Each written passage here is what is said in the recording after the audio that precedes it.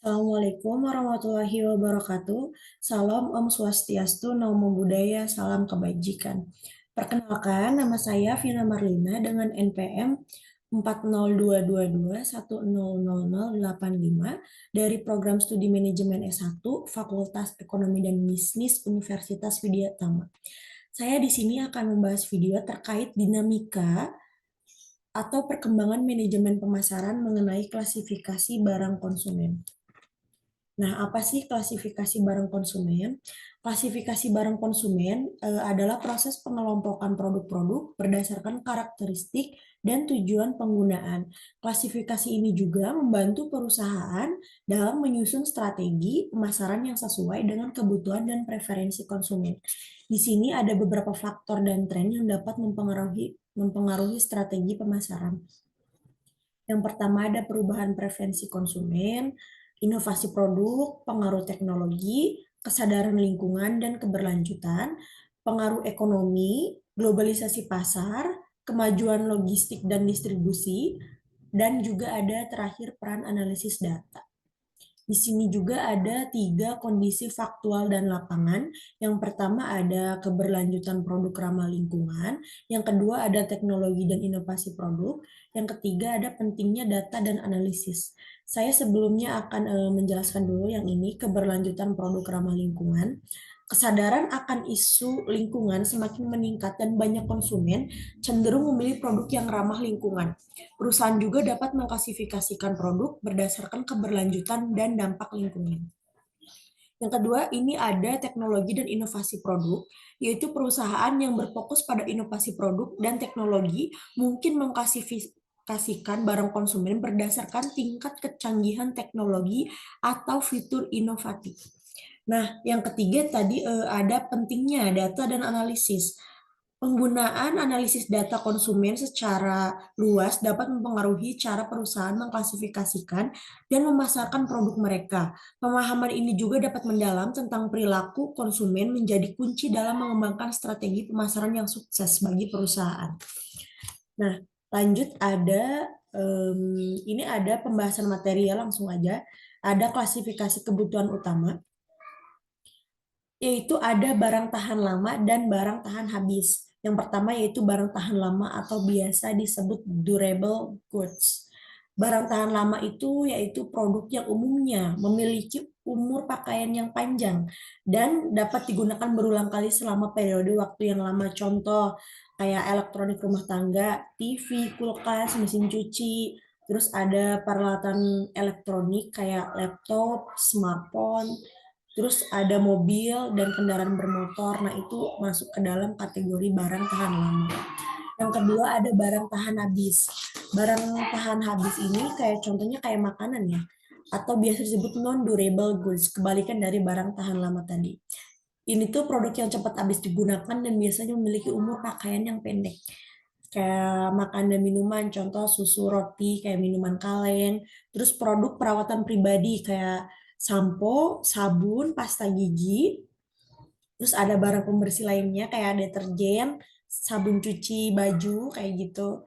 Terus di sini ada klasifikasi berdasarkan keinginan konsumen. Nah, ini ada 3, ada barang convenient, barang belanja, dan barang spesial. Untuk barang convenient, atau biasa disebut convenience goods, ini barang yang sering dibeli dengan cepat dan tanpa perencanaan yang matang. Contohnya kayak makanan ringan, minuman kaleng, produk sehari-hari di minimarket yang biasa kita beli tanpa perencanaan yang matang. Jadi kita kalau misalkan mau beli makanan atau beli minuman ketika di supermarket kita tinggal ambil aja tanpa perencanaan yang matang mau merencanakan membeli itu gitu. Yang kedua ada barang belanja atau biasa disebut shopping goods. Nah, barang yang memerlukan perbandingan dan pertimbangan lebih banyak sebelum pembelian. Contohnya kayak pakaian, sepatu, atau elektronik konsumen kayak kamera, laptop gitu ya. Tapi ini saya ambil contohnya simpel aja kayak sepatu, pakaian. Jadi kita sebelum membeli barang-barang seperti ini, kita ada perencanaan atau pertimbangan yang lebih banyak lah ya sebelum membeli barang tersebut. Yang ketiga, ada barang spesial. Barang spesial ini kayak barang dengan karakteristik unik atau merek tertentu yang membuat konsumen itu bersedia melakukan usaha ekstra untuk mendapatkannya, kayak contohnya mobil sport eksklusif, jam tangan mewah, parfum bermerek yang terkenal gitu. Jadi kita jika mau membeli ini tuh kayak kita punya keinginan atau motivasi yang kuat untuk bekerja lebih keras lagi. Terus ada klasifikasi berdasarkan karakteristik produk. Nah, ini contohnya ada barang nama merek dan ada barang generik. Barang nama merek atau biasa disebut branded goods.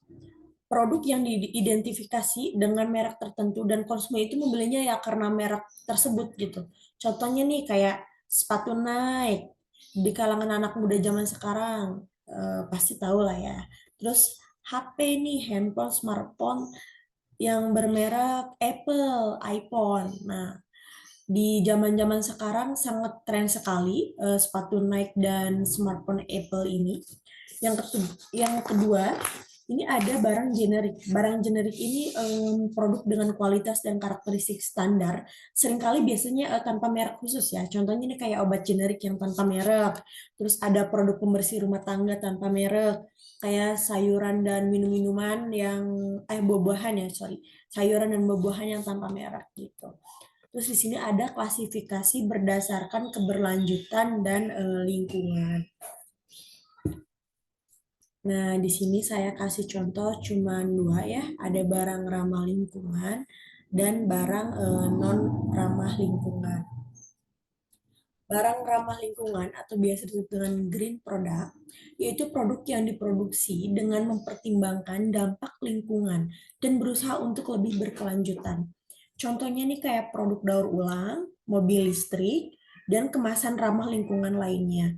Nih, saya kasih contoh yang bisa didaur ulang, kayak contoh kita membeli kaleng, produk yang berkaleng atau produk plastik, kita bisa em, mendaur ulang dengan membuat tanaman, kayak gini contohnya ya, buat pot, buat tanaman.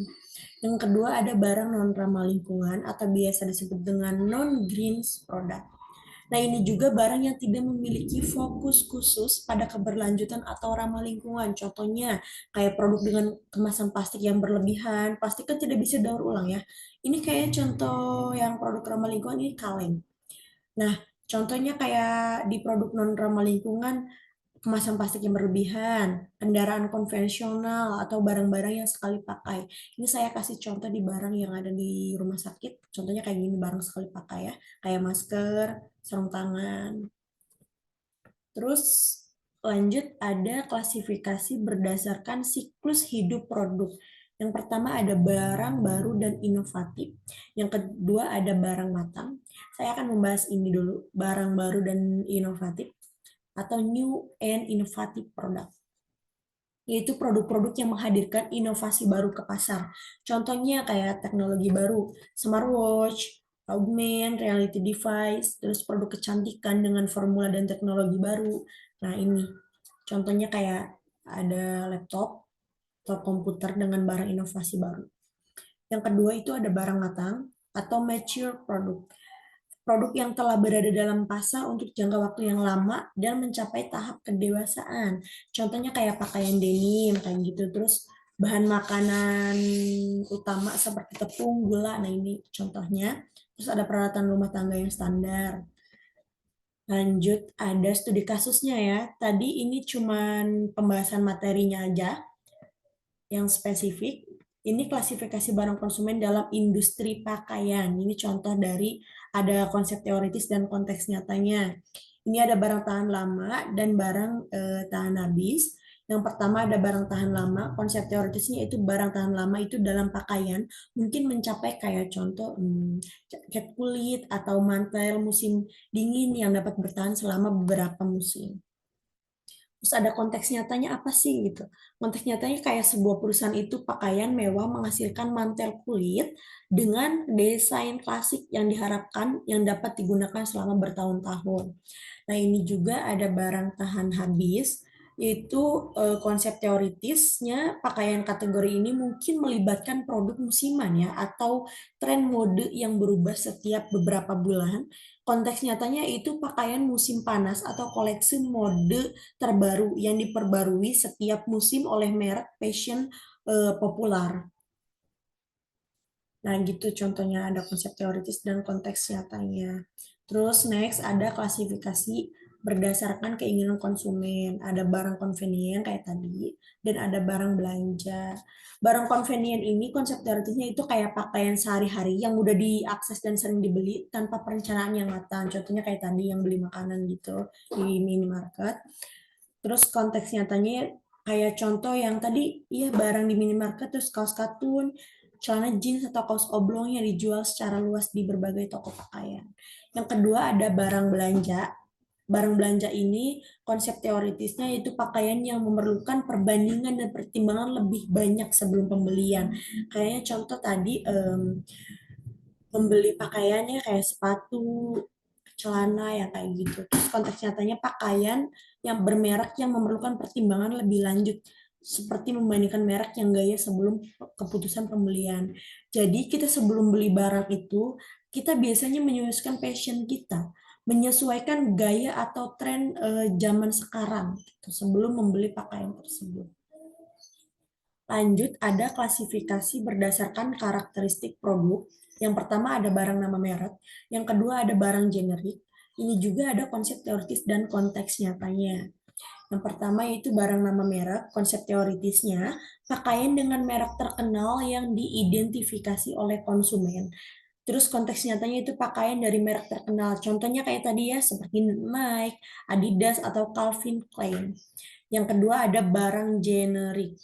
Oh, ini konsep teoritisnya nih barang generik yaitu pakaian tanpa merek yang dijual berdasarkan kualitas standar. Contohnya kayak tadi kaos-kaosan yang polos, yang kayak gitu, buah-buahan atau sayuran. Nah, konteks nyatanya kaos polos atau kaos putih tanpa merek yang dijual di toko-toko umum gitu. Contoh itu dari barang generiknya konteks nyatanya. Lanjut ada klasifikasi berdasarkan keberlanjutan dan lingkungan. Di sini ada barang ramah lingkungan dan barang non ramah lingkungan seperti yang saya sebutkan tadi. Barang ramah lingkungan itu kayak pakaian yang diproduksi dengan mempertimbangkan dampak lingkungan. Nah, biasanya konteks nyatanya itu kayak contohnya pakaian daur ulang atau diproduksi dengan bahan organik dan proses produksi ramah lingkungan. Yang kedua ada barang non ramah lingkungan, konsep teoritisnya kayak pakaian yang tidak memiliki fokus pada keberlanjutan lingkungan. Dalam konteks nyatanya, pakaian dengan kemasan plastik berlebihan atau diproduksi dengan proses yang tidak ramah lingkungan, contohnya kayak mantel kayak gitu. Itu barang non ramah lingkungan ya, soalnya plastik itu susah didaur ulang. Terus, nah ini kesimpulan dari pembahasan kita. Kesimpulannya, menurut saya, melalui tadi kasus yang tadi di industri pakaian, kita itu dapat melihat bagaimana konsep teoritis klasifikasi barang konsumen diterapkan dalam kehidupan nyata. Penerapan ini juga membantu perusahaan pakaian untuk mengelola produk-produk mereka, menyusun strategi pemasaran yang sesuai, dan merespon perubahan dalam preferensi konsumen dan tuntutan pasar.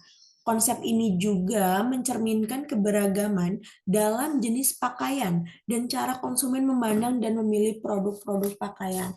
Contohnya yang kayak tadi, kayak konsumen membeli dengan karena merek tersebut, ada yang konsumen membeli dengan yang tanpa merek, terus ada barang-barang jenis lainnya juga yang membuat konsumen membeli itu dengan alasan-alasan tertentu. Baik, cukup sekian presentasi dari saya. Sebelumnya, saya ucapkan terima kasih kepada Bapak Arus Reka Prasetya, SEMM MBA, selaku dosen pengampu mata kuliah Manajemen Pemasaran. Mohon maaf bila ada kekurangan dan kata-kata yang kurang bermakna. Wabillahi taufiq wal hidayah. Wassalamualaikum warahmatullahi wabarakatuh.